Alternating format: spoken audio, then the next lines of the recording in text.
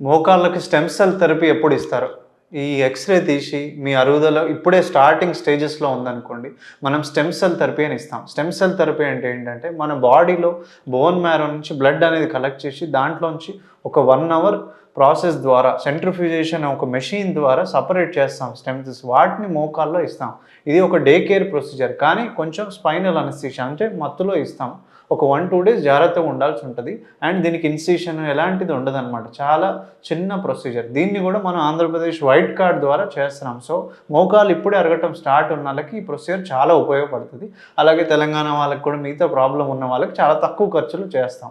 ఇదేంటంటే immediate చేపించుకుంటే future మనం already అరిగిపోయిన కార్టిలేజ్‌ని రిపేర్ చేయడానికి కానీ, ఫర్దర్ డ్యామేజ్ అవ్వకుండా మనకు కాపాడుతదనమాట కార్టిలేజ్. ఈ ఫెసిలిటీస్ అన్నీ గూడా మనకి చాలా డే కేర్ పద్ధతులు అలాగే పర్సనలైజ్డ్ కేర్‌లో త్రినే ఆర్థోపెడిక్ సెంటర్‌లో చేయడం జరుగుతుంది.